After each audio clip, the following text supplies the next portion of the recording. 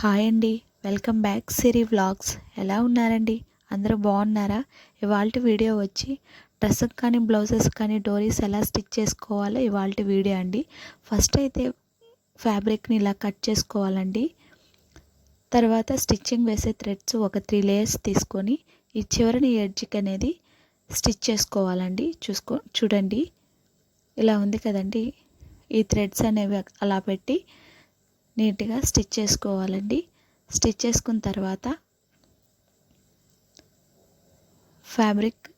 Fabric ఇలా ఉంటుంది కదండి. మళ్ళీ ఒకసారి చూపిస్తున్నాను. ఇక్కడ ఇలా ఈ ఎడ్జ్ దగ్గర స్టిచ్ చేసుకోవాలండి. స్టిచ్ చేసుకున్న తర్వాత నీట్గా కట్ చేసుకొని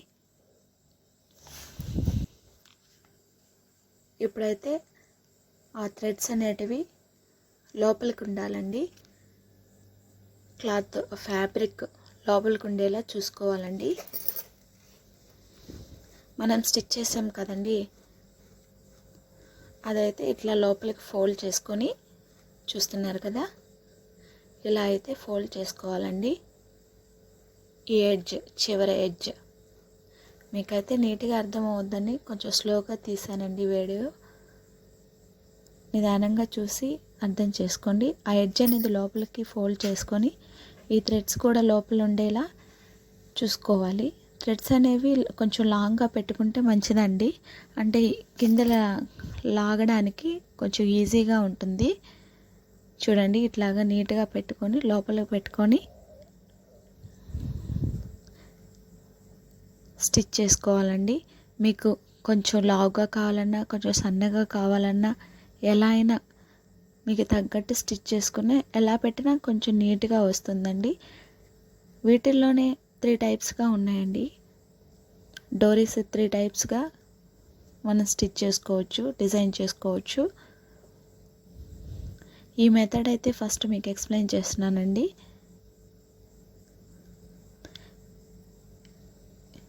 ఇంకా 2 మెథడ్స్ ఉన్నాయండి. అవి కూడా కావాలంటే కామెంట్ చేస్తే ఖచ్చితంగా పెడతానండి.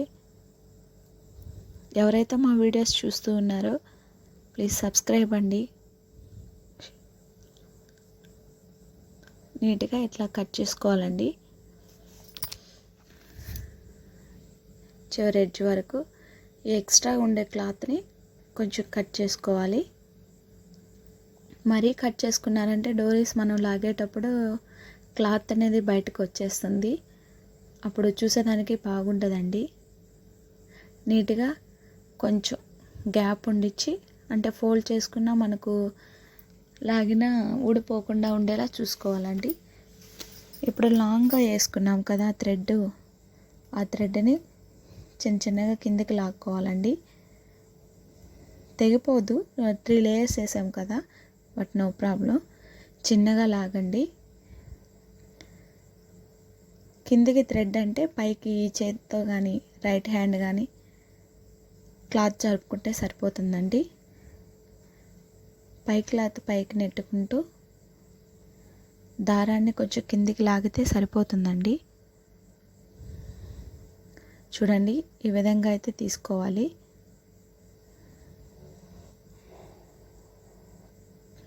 ఒక 1 మినిట్ అట్లా లేట్ అవుతుంది, కానీ బాగా వస్తుందండి డోరీస్ అనేవి. చాలా ఈజీ మెథడ్ కూడా మీకు. ఈ మెథడ్ అయితే చాలా ఈజీగా ఉంటుందండి మిగతా వాటితో పోల్చుకుంటే.